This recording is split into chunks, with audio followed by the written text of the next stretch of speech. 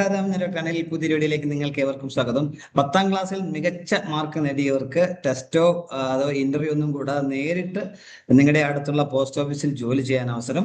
അതിനുള്ള കേന്ദ്ര സർക്കാരിന്റെ മിനിസ്ട്രി ഓഫ് കമ്മ്യൂണിക്കേഷന്റെ പുതിയ ഗ്രാമീൺ ഡാക് സേവക് ഓൺലൈൻ എൻഗേജ്മെന്റിന് നോട്ടിഫിക്കേഷൻ വന്നിട്ടുണ്ട്. ഇതിന്റെ ഷോർട്ട് നോട്ടീസ് നേരത്തെ വന്നിരുന്നു. ഇതിലേക്ക് 2026 ജനുവരി 31 മുതൽ ഇതിലേക്ക് ഫെബ്രുവരി 14 വരെ അപേക്ഷിക്കാൻ കഴിയും. ഇതേക്കുറിച്ച് കൂടുതൽ കാര്യങ്ങളാണ് വീഡിയോയിൽ ഷെയർ ചെയ്യുന്നത്. കാര്യങ്ങളൊക്കെ നിങ്ങൾ പൂർണ്ണമായിട്ടും മനസ്സിലാക്കാൻ ഒരു വീഡിയോ മുഴുവനായിട്ട് കാണണം. അതോടെ എലിജിബിളുള്ള കൂട്ടുകാർക്കൊക്കെ ഷെയർ കൊടുക്കുകയും കൂടി ചെയ്യണം. ഇതിന്റെ വിശദാംശങ്ങൾ നമുക്ക് പരിശോധിച്ച് നോക്കാം. ഇത് 2026 ജനുവരി 28 നോട്ടിഫിക്കേഷൻ പുറപ്പെടുവിച്ചത്. ഇതനുസരിച്ച് ഗ്രാമീൺ ഡാക് സേവക് എന്ന പോസ്റ്റിലേക്കാണ് ഇതിൽ 3 കാറ്റഗറി ആയിട്ട് വേക്കൻസികളുണ്ട്.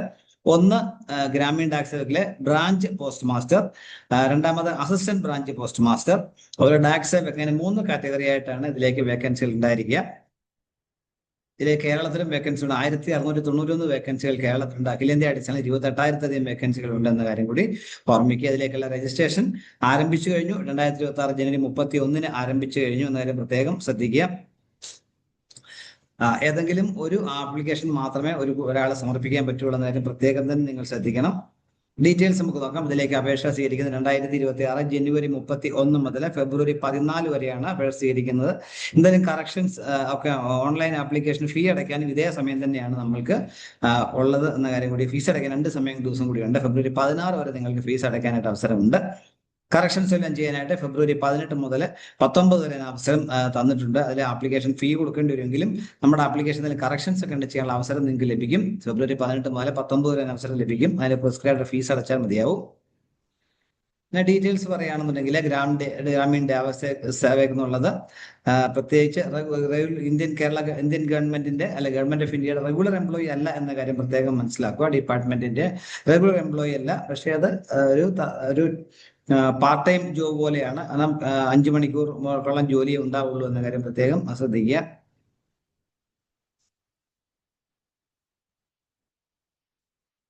കേന്ദ്ര സർക്കാർ നൽകുന്ന എല്ലാ ആനുകൂല്യങ്ങളും ലഭിക്കുന്ന പോസ്റ്റുകളല്ല എന്ന കാര്യം ആദ്യം തന്നെ മനസ്സിലാക്കുക.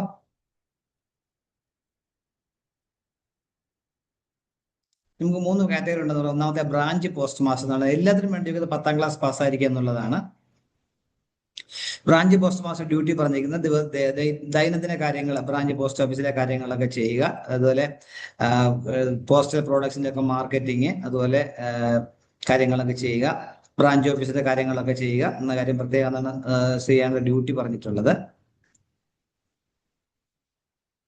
അതുപോലെ പോസ്റ്റ് ഓഫീസിന്റെ പരിധിയിൽ തന്നെ താമസിക്കണം എന്ന കാര്യം കൂടി പറഞ്ഞിട്ടുണ്ട്. ഇതിന് അസിസ്റ്റന്റ് ബ്രാഞ്ച് പോസ്റ്റ് മാസ്റ്റർ പോസ്റ്റിലേക്കും ഇതേപോലെ തന്നെ ക്വാളിഫിക്കേഷൻ. ഇപ്പം സ്റ്റാമ്പ്, സ്റ്റേഷനറി, മറ്റ് സാധനങ്ങളൊക്കെ സെയിൽ ചെയ്യുക, മറ്റ് പോസ്റ്റൽ ഐറ്റംസ് ഒക്കെ ആൾക്കാർക്ക് എത്തിക്കുക എന്ന ഡ്യൂട്ടീസും കൂടെ, പാർട്ട് ടൈം ഡ്യൂട്ടീസ് കൂടി ഉണ്ട്. അതുപോലെ വിവിധ പോസ്റ്റൽ പ്രോഡക്റ്റുകളുടെ മാർക്കറ്റിങ് എന്ന കാര്യം കൂടി പ്രത്യേകം ഓർത്തിരിക്കുക. അതുപോലെ പോസ്റ്റ് മാസ്റ്റർ ദൈനംദിന കാര്യങ്ങളിൽ ഹെൽപ്പ് ചെയ്യുക എന്നുള്ളതാണ് മെയിൻ ആയിട്ടുള്ള ജോലി. അതേപോലെ ഈ പോസ്റ്റ് ഓഫീസിന്റെ പരിധിയിൽ താമസിക്കുന്നവരായിരിക്കണം എന്ന കാര്യം പറഞ്ഞിട്ടുണ്ട്. 3ാമത്തെ കാറ്റഗറി ഡാക് സേവക് എന്നുള്ളതാണ്. അവരാണ് ശരിക്കും ഈ നമ്മൾ പോസ്റ്റ്മാൻ എന്നൊക്കെ പറയുന്ന പോസ്റ്റുകളാണ് അതിനൊക്കെ ഡാക് സേവക് ആയിട്ട് പറഞ്ഞിട്ടുള്ളത്. അവർക്ക് ഡ്യൂട്ടിയും സ്റ്റാമ്പ് സ്റ്റേഷനൊക്കെ വിൽക്കുക എന്നുള്ളതാണ്. അതുപോലെ സോർട്ടിങ്, ഇപ്പൊ റെയിൽവേ RMS ഓഫീസൊക്കെ ആണെങ്കിൽ നമ്മുടെ മെയിലൊക്കെ സോർട്ട് ചെയ്ത് വെക്കുന്ന ഡ്യൂട്ടി ഇവിടെ ഉണ്ടാവും. അതേപോലെ മറ്റ് സബ് പോസ്റ്റ് ഓഫീസ് ഒക്കെ ആണെങ്കിൽ ഡെലിവറി, പോസ്റ്റ്മാൻ പോലെയുള്ള ലെറ്റർ ഡിസ്പാച്ച് ചെയ്യുക, അങ്ങനെയുള്ള കാര്യങ്ങളൊക്കെ ഡാക് സേവകാണ് ചെയ്യുക. അതുപോലെ ഡാക് സേവകും നിങ്ങൾക്ക് ജോലി ലഭിക്കുന്ന പോസ്റ്റ് ഓഫീസിന്റെ പരിധിയിൽ താമസിക്കണം എന്ന കണ്ടീഷൻ പറഞ്ഞിട്ടുണ്ട്. ശമ്പളം പറയുകയാണെന്നുണ്ടെങ്കിൽ ബ്രാഞ്ച് പോസ്റ്റ് മാസ്റ്റർക്ക് 12,000 മുതൽ 29,380 എന്ന സ്കെയിലൊക്കെയും ശമ്പളം ലഭിക്കുക. 20,000 രൂപ സ്റ്റാർട്ടിംഗ് ശമ്പളം ലഭിക്കും. Assistant branch post master Dak Sevak പോസ്റ്റുകളിലേക്ക് 10,000 ആണ് അടിസ്ഥാന ശമ്പളം വരെ. 10,000 മുതൽ 24,470 എന്ന സ്കെയിലിലെ ഇടയ്ക്ക് ശമ്പളം ലഭിക്കുന്നതായിരിക്കും.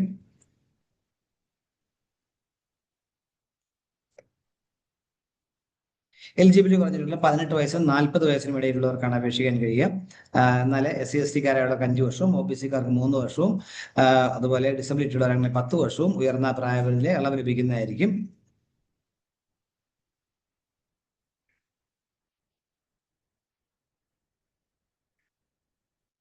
10ാം ക്ലാസ് പാസ്സായിരിക്കുന്നതിന് വേണ്ടി അടിസ്ഥാന യോഗ്യത, അതേപോലെ ലോക്കൽ ലാംഗ്വേജ്, കേരളത്തിൽ ജോലി ലഭിക്കുന്ന നിർബന്ധമായും മലയാളം അറിഞ്ഞിരിക്കണം എന്ന കാര്യം പ്രത്യേകത ഉണ്ട്.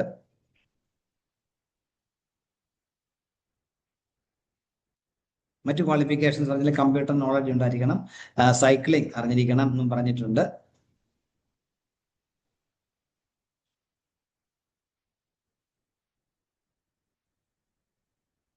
ഇതിലേക്ക് അപ്ലൈ ചെയ്യാനുള്ള വെബ്സൈറ്റ് ആദ്യം തന്നെ കൊടുത്തിട്ടുണ്ട്. https:/indiapost.gov.in/GDS online engagement. ഈ വെബ്സൈറ്റ് വേണം നമ്മൾ ഓൺലൈനായിട്ട് അപേക്ഷിക്കാവുന്ന കാര്യം പ്രത്യേകം ശ്രദ്ധിക്കുക. ഓൺലൈനായിട്ടുള്ള അപേക്ഷകൾ മാത്രമേ സ്വീകരിക്കത്തുള്ളൂ. ഏതെങ്കിലും ഒരു അപേക്ഷ മാത്രം സമർപ്പിച്ചാൽ മതിയാവും എന്ന കാര്യം ഓർത്തിരിക്കുക.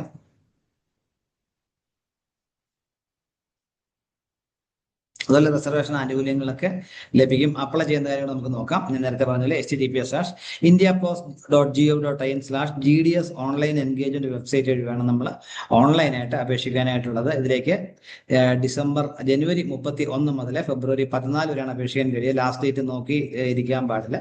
നേരത്തെ തന്നെ നിങ്ങൾ എലിജിബിൾ ആണെങ്കിൽ, താല്പര്യം ഉണ്ടെങ്കിൽ നേരത്തെ തന്നെ അപ്ലൈ ചെയ്യുക. Merit അടിസ്ഥാനമായിരിക്കും selection. 10ാം ക്ലാസ്സിലെ മാർക്കിന്റെ അടിസ്ഥാനത്തിലായിരിക്കും സെലക്ഷൻ. നല്ല മാർക്കൊക്കെ ഉള്ളവർക്ക് സ്ഥിരമായി ലഭിക്കാനായിട്ട് ചാൻസ് ഉണ്ട്.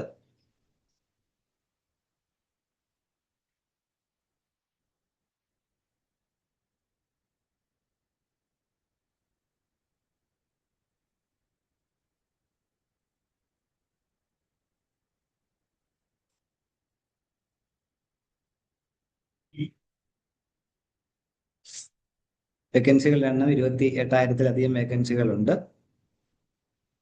കേരളത്തിൽ തന്നെ 1,691 വേക്കൻസികളാണ് കേരളത്തിൽ പറഞ്ഞിട്ടുള്ളത്, കേരളത്തിൽ മാത്രമായിട്ട്. അപ്പൊ നമുക്ക് ലിസ്റ്റ് നോക്കിയാൽ, നിങ്ങൾ ഡീറ്റെയിൽ ലിസ്റ്റ് നോക്കി കഴിഞ്ഞാൽ നിങ്ങൾക്ക് എവിടെയൊക്കെയാണ് കേരളത്തിലെ വേക്കൻസി, ഏത് ജില്ലയിൽ എവിടെയൊക്കെ ഉണ്ടെന്നുള്ള കാര്യം നോക്കി മനസ്സിലാക്കാനായിട്ട് നമുക്ക് കഴിയും. അതിന് നമ്മൾ വെബ്സൈറ്റ് സന്ദർശിച്ചാൽ മതിയാവും.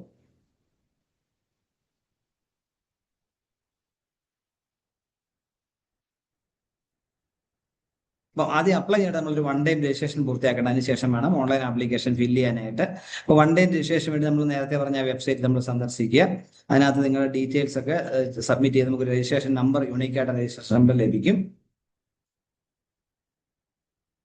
അതിനുശേഷം വേണം നമ്മൾ 2ാമത്തെ സെക്ഷനിലേക്ക് പോയി വീണ്ടും നമ്മൾ ഓപ്പൺ ചെയ്തതിന് ശേഷം ബാക്കി ഡീറ്റെയിൽസ് കൊടുത്ത് ആപ്ലിക്കേഷൻ ഫുള്ളായിട്ട് സബ്മിറ്റ് ചെയ്യേണ്ടത്. പാർട്ട് 2 ആണ് അതുകൊണ്ട്. അപ്പൊ നമ്മൾ ഓൺലൈനായിട്ട് ലഭിക്കുന്ന രജിസ്ട്രേഷൻ നമ്പറും പാസ്വേഡ് ഉപയോഗിച്ച് SMS ആയിട്ട് നമുക്ക് പാസ്വേഡ് ലഭിക്കും. അത് രണ്ടും ഉപയോഗിച്ച് നമ്മൾ ലോഗിൻ ചെയ്തതിനു ശേഷം മറ്റ് ഡീറ്റെയിൽസ് കൊടുത്ത് നിങ്ങൾക്ക് അപേക്ഷിക്കാനായിട്ട് കഴിയും. പേഴ്സണൽ ഡീറ്റെയിൽസ്, മറ്റേ examination details, mark list copy ഒക്കെ നമ്മൾ ഫോട്ടോ, സിഗ്നേച്ചർ ഒക്കെ അപ്ലോഡ് ചെയ്യണം. അങ്ങനെ അതുപോലെ ആപ്ലിക്കേഷൻ ഫീസ് ഉണ്ട്. ജനറൽ കാൻഡിഡേറ്റ്സ് ഒക്കെ 100 രൂപ അപേക്ഷ ഫീസ് ഉണ്ട്. Female candidates, SC/ST candidates, disability ഉള്ളവരെ, ട്രാൻസ്ജെൻഡർ എന്ന ഫീസിൽ ബാക്കി എല്ലാവർക്കും 100 രൂപ അപേക്ഷ ഫീസായിട്ടും ഉണ്ട്. അത് 100 രൂപ നമ്മൾ ഓൺലൈനായിട്ട് തന്നെ നമ്മൾ സമർപ്പിക്കുന്നത്, റീഫണ്ട് ചെയ്യത്തില്ല എന്ന കാര്യം കൂടി ഓർമ്മിക്കുക.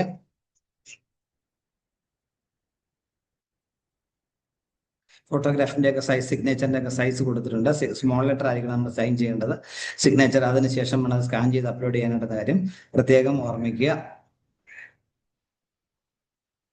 അതുപോലെ ഏത് സംസ്ഥാനത്തേക്ക് അപ്ലൈ ചെയ്യുന്ന അവിടുത്തെ ആ ലാംഗ്വേജ് നിങ്ങൾ അറിഞ്ഞിരിക്കണം. കേരളത്തിൽ അപ്ലൈ ചെയ്യുന്ന നിർബന്ധമായും മലയാളം അറിഞ്ഞിരിക്കണം.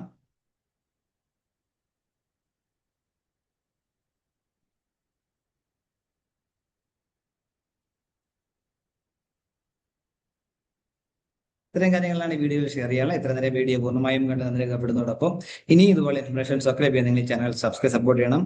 എല്ലാവർക്കും നല്ല കാര്യം ഉണ്ടാകട്ടെ എന്ന് ആശംസിക്കുന്നു. താല്പര്യമുള്ള ഫെബ്രുവരി 14 മുമ്പ് അപേക്ഷിക്കുക. Thank you.